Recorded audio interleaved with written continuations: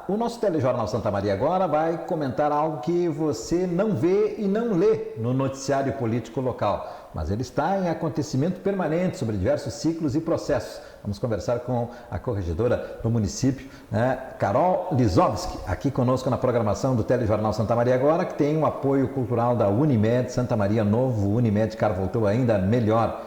E sim, Sistema Integrado Municipal trabalhando pela qualidade e modernidade do transporte público. Então, professora, doutora, advogada, Carolina Lisovski, que prazer ter aqui conosco. Da mesma forma, é uma satisfação estar mais uma vez aqui nesse espaço tão qualificado para a gente conversar, né? Carolina Salbego Lisovski, para a mãe e o pai. Exatamente, para a alegria dos dois. Que são muito presentes na tua vida, né? São, graças a Deus, estão sempre me acompanhando, me puxando a orelha quando precisa. Que maravilha. Então, esse assunto, como eu disse aqui, né? A gente não vê temas palpitantes que o prefeito acompanha de perto, né? São os passos que ele precisa dar e precisa estar com a retaguarda lá, juntamente com a Procuradoria do município também no aspecto legal, mas vocês formam uma equipe ali bastante afinada. Nós já falamos em outra oportunidade, aqui nessa TV, da transparência. Exatamente. Né? Porque vocês conseguiram uma série de práticas que deram transparência para essas atividades que não são vistas cotidianamente. A Controladoria, André, ela é uma secretaria meio, mas que ela tem um papel muito importante porque ela faz o controle dos atos administrativos. Então, eu até falei corregedoria na abertura, você viu? Isso, né? A corregedoria faz parte. Faz parte. Na verdade, controladora, muito bem. Às vezes a gente, se a gente for olhar de fora, a controladoria é aquela que vai lá dentro do setor do colega e diz, colega, vamos melhorar esse procedimento, vamos arrumar isso aqui. Então a gente faz um trabalho para qualificar os atos que a própria prefeitura faz. Certo. Então, antes de vir algum órgão externo, o Ministério Público, o Tribunal de Contas, o próprio Legislativo, apontar algum eventual problema ou sugerir alguma melhoria, a gente está constantemente buscando essa melhoria, seja no controle do patrimônio, no controle dos investimentos, dos contratos, das condutas dos servidores e recebendo também o feedback dos usuários, né? Sim. Que são as pessoas que ocupam os serviços públicos e que também podem contatar conosco através da ouvidoria. E a transparência nesse sentido é muito importante, porque eu sempre digo, ninguém fiscaliza e controla o que não conhece. Certo. Então, no momento em que a gente abre todos os dados através do nosso portal, a gente está assegurando ao cidadão que ele pode conhecer o que acontece, né, entre os atos administrativos que às vezes parecem tão internos, né, mas que vão resultar no investimento público, na utilização de um patrimônio, na contratação de uma empresa. Então, tudo isso pode ser acompanhado.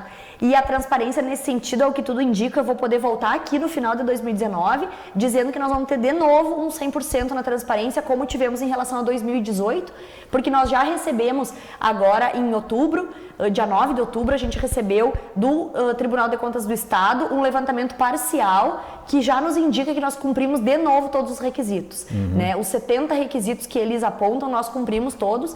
Então, em seguida, deve vir de novo o nosso 100% aí, de deixar tudo à disposição do servidor e também do contribuinte, né? Através do nosso site. Você falou em qualificação do trabalho, do serviço, do processo, né? Eu sou apaixonado por esse tema aí, eu acho que esse é o tema da hora, é o tema para as empresas trazerem para dentro, empresas públicas e privadas trazerem para dentro dos seus sistemas de funcionamento essa questão da educação corporativa, ou seja, melhorar aquilo que se está fazendo, né? A prefeitura está fazendo isso? É dentro dos seus quadros? Sim, exatamente. E é interessante porque, assim, ao mesmo tempo em que a gente precisa rever e qualificar as despesas, porque é o momento que tu não tem dinheiro para todo mundo ir fazer todos os cursos, por exemplo, a gente tem uma constante política de alcance de qualificação na medida em que isso se torna fundamental para o serviço ser bom. Sim. Então, por exemplo, às vezes a gente não se dá conta que nós temos alguns colegas que já fizeram alguns cursos e que podem disponibilizar para outros colegas o ensinamento que tem. Ou ainda que a gente tem, por exemplo, a nossa Universidade Federal, que fornece aqui cursos no local, na cidade, e que podem nos ajudar a melhorar. Ou que o Tribunal de Contas oferece cursos sem custo em Porto Alegre, que até, por exemplo, no último momento, nós convidamos até mesmo o Sindicato dos Municipários para nos acompanharem num curso de qualificação, para a gente conseguir fazer isso.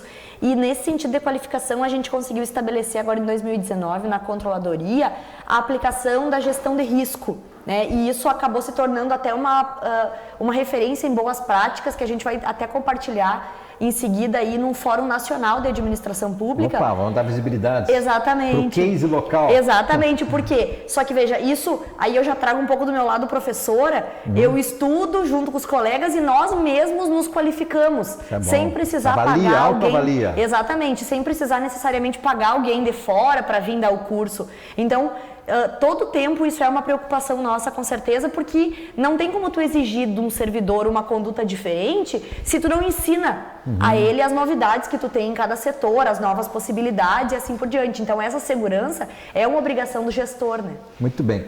Antes de eu falar sobre a gestão de dados, porque vocês trabalham com um volume considerável de dados aí, né?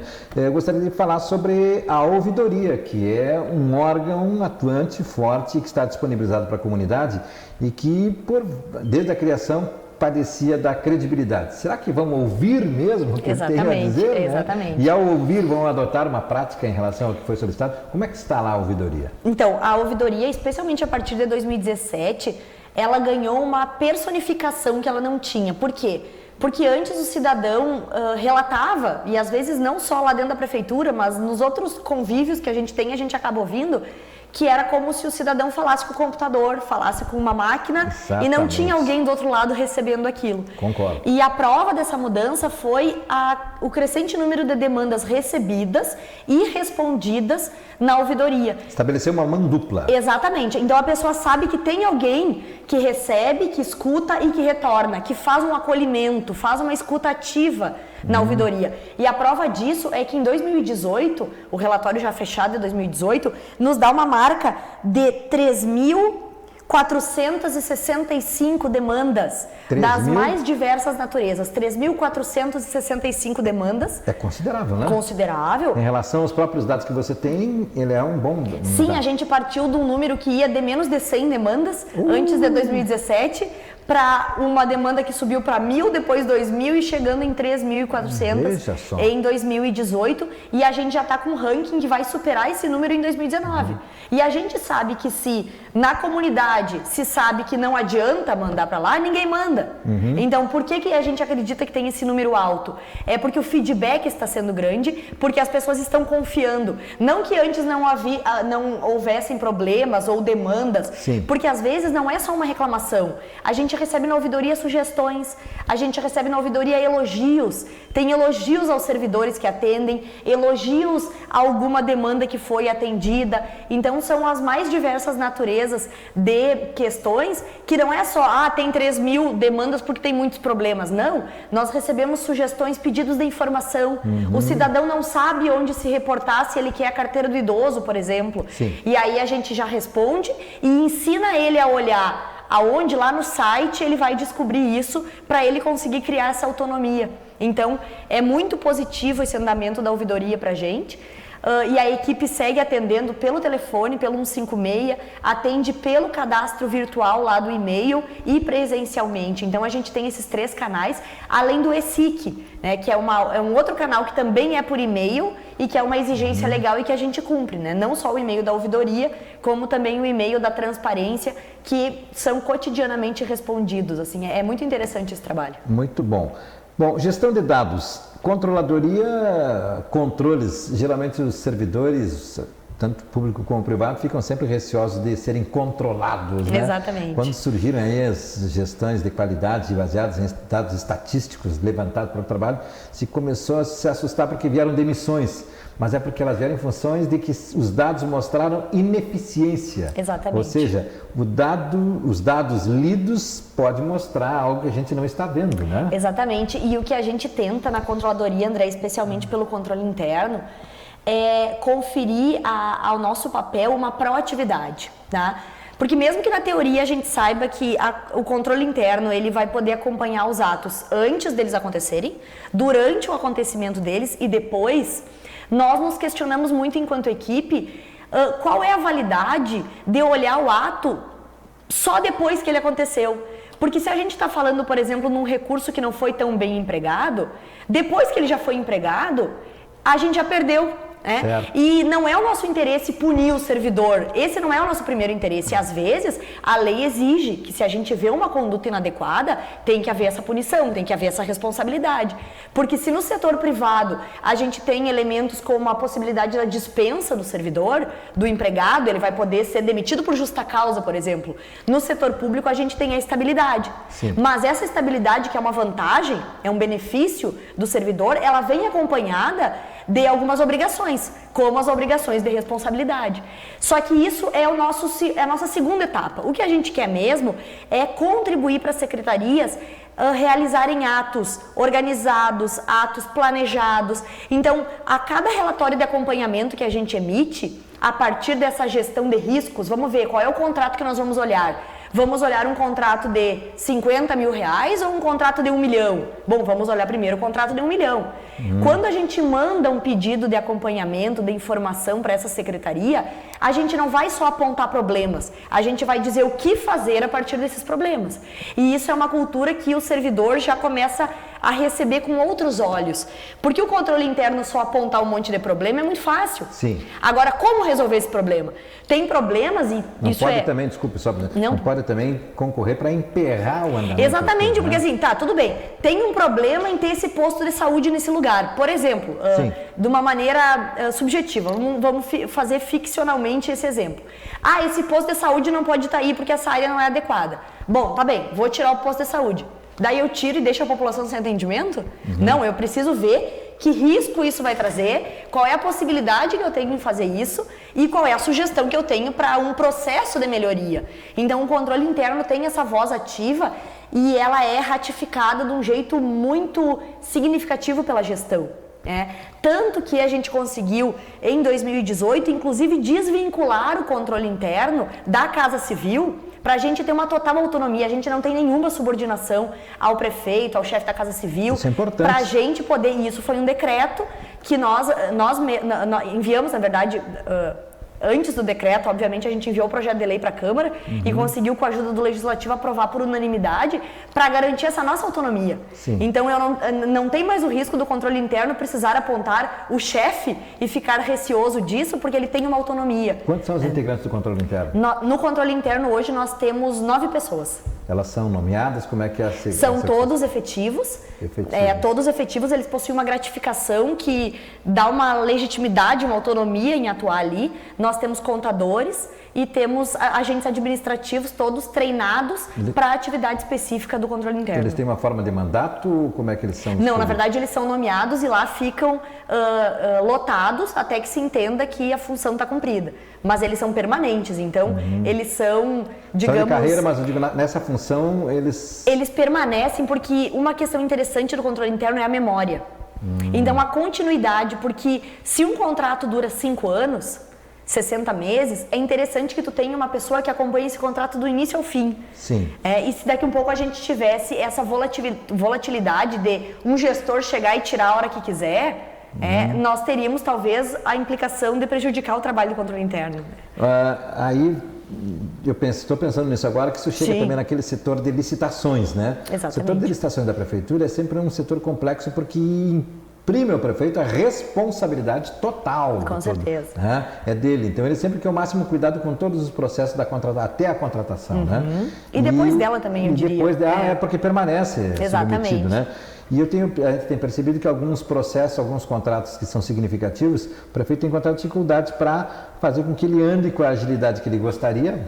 Exatamente. Eu não sei se tem algo a ver com esses trâmites internos, mas, por outro lado, há também imbróglios aí que tinham 10, 12 anos de emperramento e se conseguiu desatar. Isso, nós temos aí duas coisas interessantes. A primeira é que, inclusive, até o final do ano, o que tudo indica, a lei de licitações vai ser alterada. Tem um PL no Senado, que agora está tramitando no Senado, bem importante, que tenta trazer um pouquinho mais de celeridade.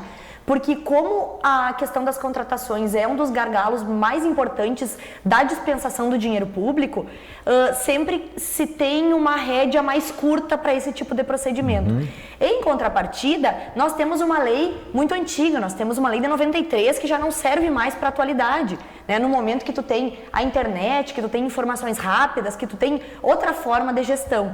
Então, ainda ficamos presos há procedimentos que nós concordamos que são amarrados, mas que, e aí o controle interno trabalha muito com a Secretaria de Finanças, com o setor de licitação especificamente, que nós precisamos dizer para o prefeito, dizer para o secretário, olha, nós vamos precisar de 45 dias, desculpem-nos, mas é a regra, então nós não podemos, em que pese toda a população esteja esperando imediatamente aquela saída, a gente vai precisar cumprir isso. Em contrapartida, a gente viu nesse governo, especialmente, um gesto de coragem responsável, eu diria, que é de aquilo que nós temos convicção que pode acontecer, que a gente sabe que uma lei nova pode nos ajudar, ou que uma modalidade de licitação diferente pode nos ajudar. Os técnicos foram ouvidos e os técnicos tiveram a segurança da gestão de dizer, não, nós vamos fazer isso. Por exemplo, o próprio processo de vídeo monitoramento. O Tribunal de Contas veio perguntar, será que isso pode ser pregão mesmo? E aí, se o técnico que vai assinar aquilo ali junto não tiver uma segurança da chefia, ele pode se retrair e dizer, olha, então, na dúvida, vamos cancelar. O que a gente vê nessa gestão? Um respaldo. Não, vocês têm segurança técnica, vamos estudar, pode ser pregão, vamos tocar em frente. E aí sai, e tá certo. Tá certo porque nós temos profissionais que trabalham no controle interno, que trabalham no setor de licitação, que sabem o que estão fazendo, que estudaram para isso. Então esse apoio é muito importante, porque daí coisas que até então estavam emperradas, conseguem reaparecer, conseguem terminar. Permite só para Por favor, que numa pergunta para o prefeito, disse assim, dois específicos, eu não queria ser específico, mas esses dois é porque vão dar grande repercussão na gestão do prefeito Jorge Poçobon. A iluminação, projeto de iluminação pública, que o Guilherme Cortes deu entrevista aqui, e o dos 44 milhões para saneamento, né, e vias públicas que vai, só para ter uma ideia, são 44 milhões, o financiamento do Banco Mundial que o ex-prefeito Schirmer fez chover na cidade, foram 20 milhões. Exatamente. Então é o dobro do que ele. E aí eu digo, prefeito, você não está com medo de estar sendo, olha que eu perguntei, né, parece até maldade, você não está com medo de estar sendo sabotado internamente? Sabe o que ele disse? Não, eu estou absolutamente convencido que estão me orientando a fazer o melhor. Exatamente. Então, assim, e às vezes, exatamente, e às vezes assim, a gente precisa fazer um trabalho de convencimento técnico, porque não adianta chegar para o prefeito e dizer não dá, ou pode. Ele vai dizer porque pode ou porque não pode. Então isso, enquanto crescimento profissional, até é muito interessante, porque tu precisa estar embasado. Eu que sou professora, eu digo assim, eu tenho que chegar lá e fazer toda uma explicação como se eu estivesse defendendo uma tese de por que pode ou por que não pode tal medida. A partir disso é que a decisão é tomada. E aí vem uma coisa muito interessante que é o seguinte, talvez há muito tempo não se trabalhava num contrato ou numa licitação de 44 milhões. Então é óbvio que o olhar, tanto interno quanto externo, vai ser redobrado, porque se der certo, vai dar certo com 44 milhões. Se não der, também vai ser um prejuízo. O que não vai acontecer porque a gente tem justamente essa segurança. E aí, ao mesmo tempo, eu costumo dizer assim que hoje não é qualquer pessoa que se responsabiliza ou tenha coragem de empenhar o seu CPF para ser prefeito, para ser vice-prefeito, porque o controle é cada vez maior. E a demanda também é cada vez maior. Em compensação, quando tu tem esse apoio técnico e tu sabe o que tu está fazendo e tu sabe que aquilo pode acontecer, tu pode justamente fazer uma contribuição significativa para o espaço em que tu tá, e é isso que eu vejo agora. É a possibilidade da gente poder trabalhar enquanto técnicos, de dizer, olha, vamos por aqui, vamos por lá, e ver os resultados, né, como essas licitações importantes. Né? Muito bem, ótimo. Só para fazer justiça, eu falei do Banco 20 milhões aqui, de improviso, lembrei do Schirmer, que fez a aplicação dos recursos, esse prefeito Schirmer, mas foi lá com o prefeito Valdeci. É tudo uma construção, na verdade, assim, começou com com o certeza. Cassol, 2 mandatos construindo um financiamento que foi liberado no final, começou a ser liberado no final do governo. Exatamente, por isso acima de qualquer questão específica partidária, política, a gente sempre tem que pensar nessa continuidade, né? Porque isso que é o interessante para a cidade. Qualquer ruptura drástica acaba deixando de trazer benefícios que poderiam haver. Então isso é interessante. As próprias continuidades feitas hoje, obras inauguradas hoje, que, como dito pelo próprio prefeito, não começaram hoje, mas se tem o espírito do coletivo no sentido de finalizar, né? Então isso é muito interessante. Controladora do município, Carolina Salbego-Lisowska, aqui conosco, espero que tenham entendido como produtivo o nosso encontro aqui. Podem curtir no Facebook, no YouTube e à disposição também na nossa página da TV Santa Maria. Até o nosso próximo encontro.